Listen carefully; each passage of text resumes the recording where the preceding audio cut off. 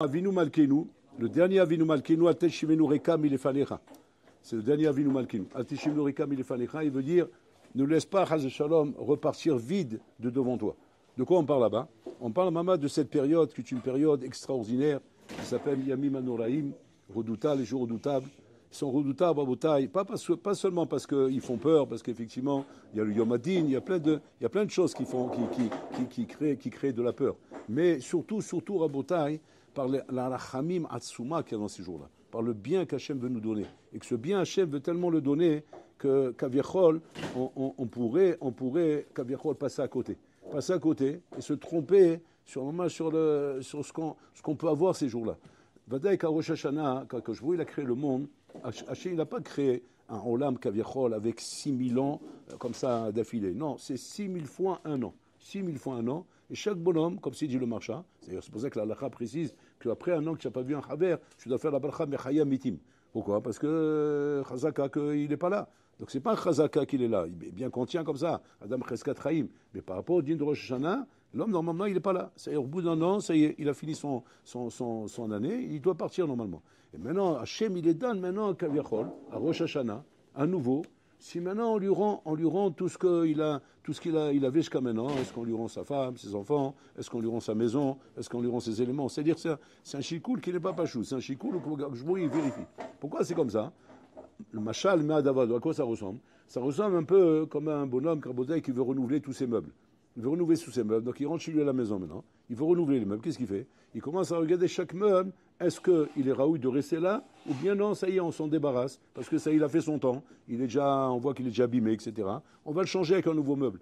À Mavdil, c'est un peu la même chose. Bon, alors là, Kaviachol, il voit la personne maintenant. Il voit chacun. Il décide en fonction de ce bonhomme-là. Est-ce qu'il joue encore un rôle dans la mission de ce Olam? Est-ce qu'il fait son tafkid? Est-ce qu'il me son makom? Est-ce que, bon, l'Olam Kaviachol peut dire, j'ai encore quelque chose à faire avec toi? Ou bien Barmenan, le bonhomme, il est trop dans sa marmite, dans ses patates, dans ses carottes, dans ses ignanim. Il est trop dans son Olam à lui. Et donc, mais là, il ne joue plus aucun rôle. Encore une fois, ne vous trompez pas. On ne parle pas de mita mamash ou de haïm mamash, comme on l'avait expliqué. On parle kavana continuer à être connecté ou bien déconnecté. Connecté, c'est quoi? C'est être mamash, comment dire, actif.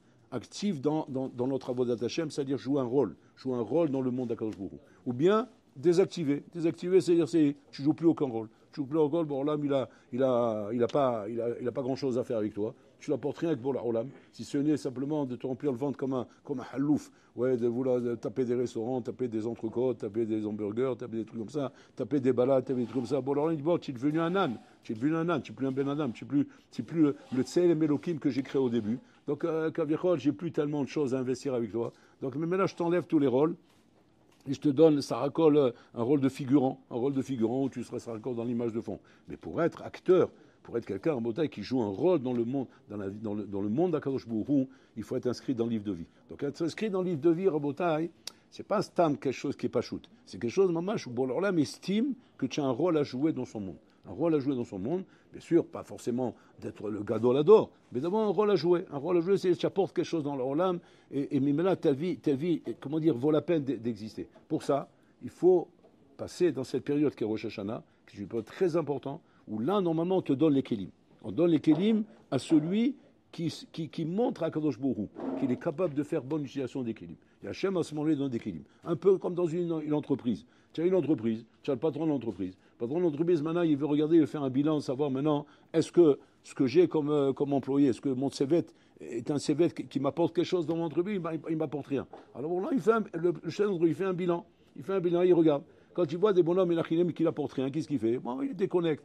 Déconnecte, ça ne veut pas dire forcément qu'il va les renvoyer, mais il va leur donner des rôles secondaires, etc., où ils sont pas trop en avant par rapport à son entreprise, parce qu'ils n'apportent rien les masses dans l'entreprise. Par contre, quand il voit des bonhommes qu'il peut miser sur eux, il peut investir sur eux, il peut leur donner les cadets montants, les affaires avancées, et grâce à eux, l'entreprise va nous donner. Alors, Vadaï que le chef d'entreprise leur donne des moyens, il leur donne des moyens nouveaux, et c'est ça qu'on appelle être inscrit dans le livre de vie. Donc, c'est les kabel kelim yakadosh baruch hu, les kabel kohot kelim yakadosh baruch hu, et ça, c'est quelque chose à Vadaï qui est très important.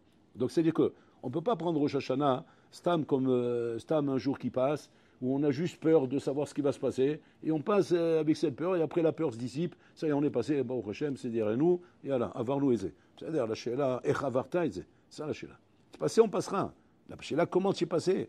Est-ce que, à partir de maintenant, tu es devenu un figurant ou tu restes un acteur? Ou tu restes quelqu'un sur qui Hachem peut compter, il va te donner des kelim. Et Hachem, il donne des kelim, Rabotai. C'est-à-dire qu'à Rosh Hashanah, pitom, tu as mekabel kelim, Belimut Torah, tu as mekabel kelim, Bavodat Hachem, tu reçois des kelim dans le matériel aussi.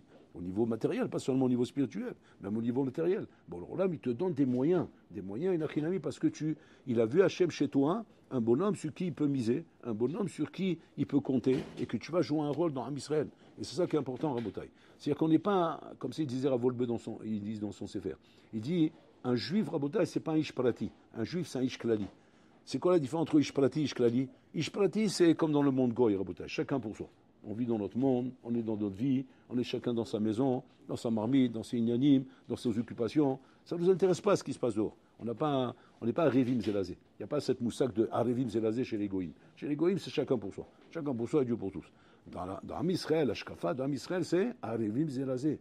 On est liés l'un avec l'autre. On est moment, comment dire, impliqués l'un avec l'autre. Combien on va voir chez toi hein, cette Arevut? Quand on va voir une Achilami, combien tu es Ishklali? Combien tu n'es pas Ishpalati? Déjà, regardez la Hamida qu'on fait, les Belachon Rabbim, c'est l'Achlanu, Ashivenu. Est-ce que tu t'es posé déjà cette question? Pourquoi on parle Belachon Rabbim? Pourquoi je ne parle pas dans mon langage avec moi? Restez la Hamida, elle est pour moi? Non, elle est pour Klal Israël. La Hamida est pour Klal Israël. À quel écart que le Gaon de Vilna il ramène que si tu veux intercaler des prières pratim, tu dois les intercaler qu'à la fin de l'Hamida, où là-bas on repeint sur un Lachon Prati. Et le cas, il sort des Shoni, on revient sur un Lachon Prati. Mais tout le long de l'Hamida, c'est le Lachon Klali, même dans Shomea Tefila. Où certains disent que c'est bien d'intercaler une prière personnelle. Il dit non, c'est encore Belachon de Rabbim. Belachon de Rabbim, si tu intercales une prière personnelle, c'est que tu n'as pas compris que la prière que tu es en train de faire, elle est pour le klal. Elle n'est pas pour toi. Elle est pour le klal et donc là, le klal a besoin de cette prière. Par contre, quand tu arriveras maintenant à la fin de l'Amida, où là-bas on repart au Lachon de Prati, le Kain et Sol, alors là-bas, il a pris la main. Avant de reculer les 3 pas, tu feras des prières pour toi personnellement. Donc on voit que quoi? On voit que, mamash, que l'ashkafa yudit est une ashkafa de Arevut Zelazé, d'être Ish Klali. Donc pareil, Rosh Hashanah. Tu dois être Ish Klali. C'est-à-dire que, comment, le Chafetz Chaim dit comme ça, il dit comment un homme, on voit chez lui qu'il y a mamash, le sentiment qui va être inscrit dans le livre de vie, quand on voit chez lui une akinami connaît ce côté Ish Klali. Ce côté Ish Klali, c'est-à-dire, pas forcément parce que maintenant, d'ores et déjà, tu as déjà un rôle à jouer, etc. Le rôle, tu ne l'as pas tout de suite. Si vous êtes encore jeune, vous l'aurez plus tard, mais on voit déjà se profiler cette image du Ishklali. Du Ishklali, c'est-à-dire qu'il ne vit pas avec lui-même seulement, il n'est pas égoïste, il ne pense pas qu'à lui-même, il regarde les autres existent, donc il s'investit pour les autres.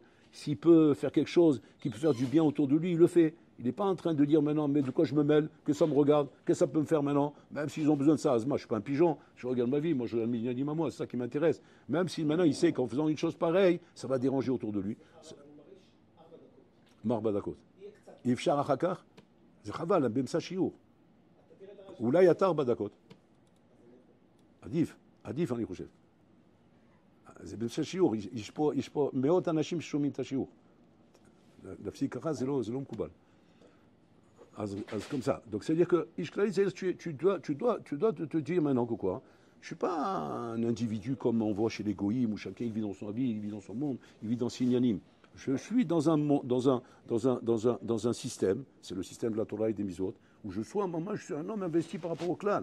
Par rapport au clan, c'est-à-dire chacun par rapport à ce qu'il est en train de faire. Je suis maintenant, par exemple, à l'Eshiva, j'ai un rôle à jouer dans le clan. Quel rôle? Ça va, tu n'es pas un ram, tu n'es pas un professeur, tu n'es pas là pour donner des shiurim, mais tu es à la pimia. Tu as des choses, par exemple, que la manière comment tu vas réagir, soit dans le Beth Midrash, soit dans le...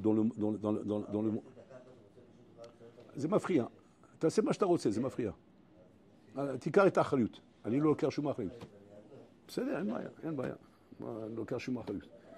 Donc vous avez compris, c'est-à-dire, le lignan, c'est Bambash, c'est Ish Klali. Ish Klali, et ça, c'est le lignan de Rosh Hashanah. Rosh Hashanah, pour l'Orlam, mais Bodek, combien, Enachilami, tu n'as pas sombré maintenant dans une mitziout comme ça où tu es devenu un prat. Tu es devenu un prat, mais complètement prati. Complètement prati, c'est égoïste. Où c'est ma vie qui compte, c'est mes yanim qui comptent, c'est mes tavos, c'est mes plaisirs. Ce qui est humain, c'est normal. Tout humain, il a besoin de plaisir, il a besoin de tavot, il a besoin de chat. Mais constamment, en train de faire un chikoul, d'accord, c'est bien d'avoir des plaisirs, c'est bien de faire des choses. Mais est-ce que je ne suis pas en train de déranger le klal? Est-ce que je ne fais pas du tort au klal? Ça, c'est ce qu'Hachem veut voir à Rosh Hashanah. Il veut voir, Shana, combien tu as compris, Nachinami, que tu dois être achraï. Tu as une achrayut vis-à-vis de ton entourage.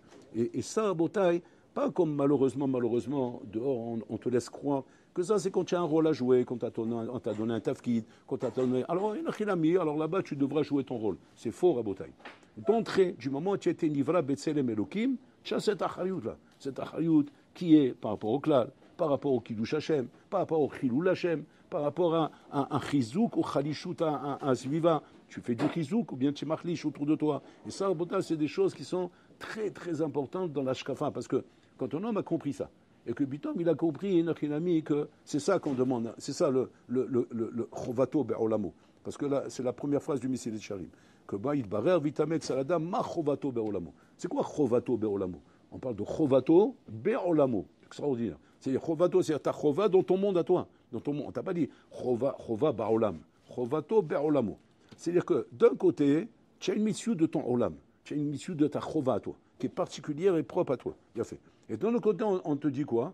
Non, tu es face au clan, tu es face au tzibour, tu es face aux gens, etc. Arivim Zelazé, on a un rôle à jouer par rapport aux autres. Comment ça marche ce truc-là? Comment ça marche que d'un côté, on met en avant l'idée de chovato be'olamo, qui est totalement pratique, et de l'autre côté, on te dit, attention, d'un autre côté, fais attention, tu as un rôle à jouer par rapport au clan, c'est-à-dire que tu es un ish klali, et tu n'es pas un ish pratique, et comment ça fonctionne, Rabotai? En fait, c'est ensemble qu'il faut faire les choses, c'est en tandem.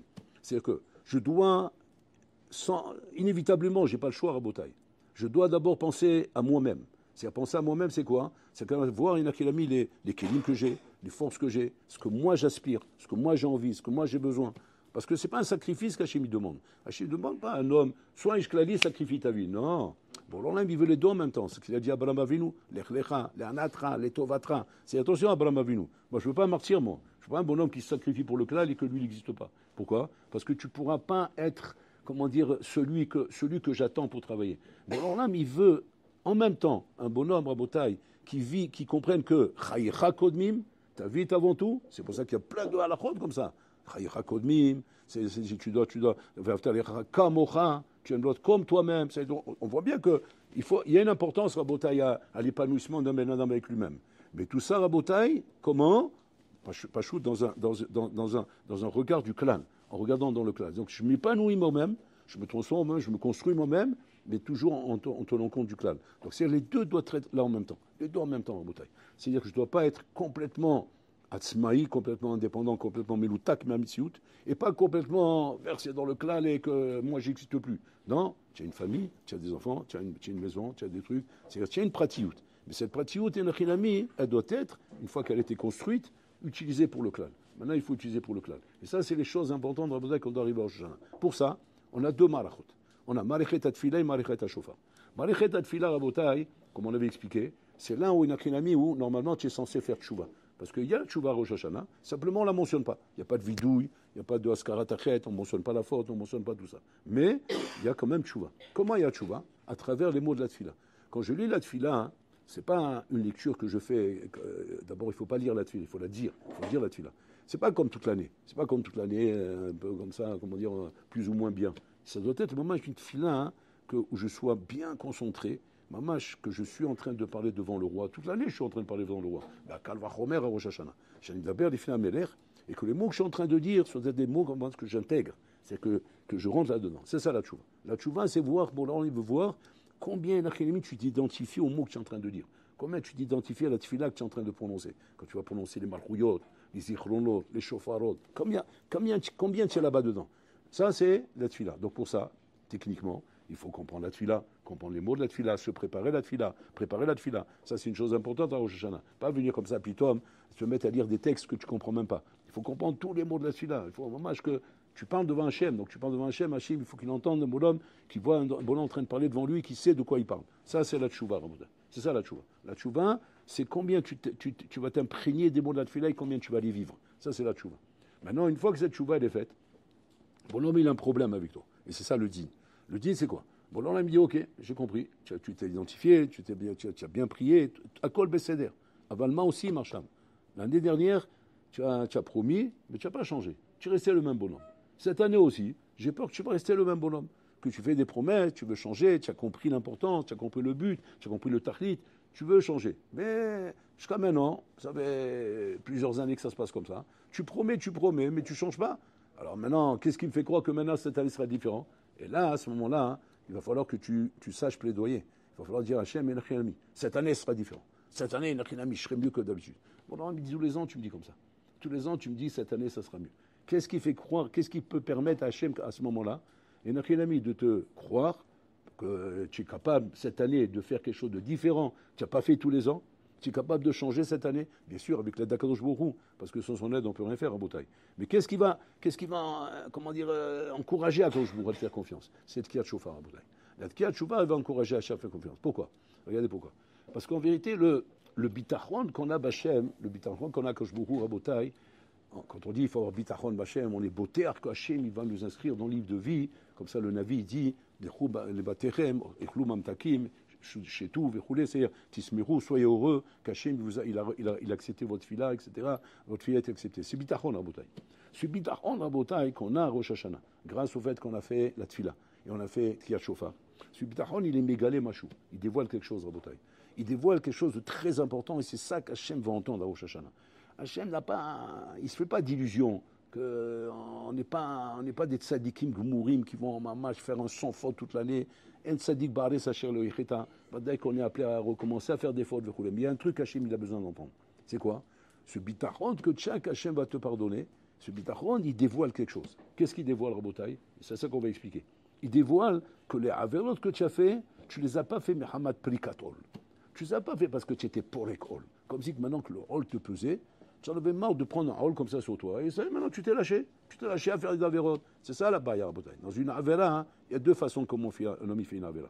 Soit il fait la avéra, Rabotai, mihamad ta'ava. Ta'ava, bien le il a une ta'ava, il fait la avéra. Ou bien mihamad prikatol.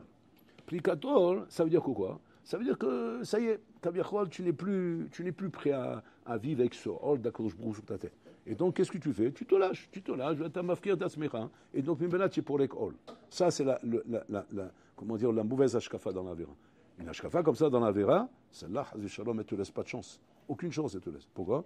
Paraktaol, c'est fini. De la même façon que tu as lâché ici, tu lâcheras là-bas demain. Il y a encore là-bas, il y a encore là-bas. Maintenant, tu vas me dire, ouais, mais alors, quand on fait une tava, quand on fait une avera, c'est pas plikatol en soi? Non, pas forcément. Pas forcément.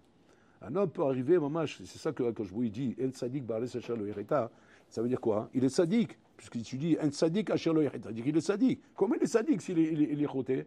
Il dit là-bas, il explique là-bas, comme ça les Mfarshim ils disent qu'en vérité, le fait que lui-même, il est beauté à Hachem, Hachem imcholo à la volonté, virtov auto besever achaim, ce bitachon montre et mégalé que la faute qu'il a fait, c'est pas mishum prikat ol, et là mishum ta'ava. Il a une tava, le Tzara a réussi à être Mefaïs Auto, il a réussi à être Machnis Boro Ashtout, il a réussi à le détourner sa tête, et à cause de ça, il est tombé à Rabotai. Et c'est là qu'il va falloir faire attention. Parce que là, dans la plaidoyer Kadosh Baruch Hu, il va falloir te situer où tu te trouves.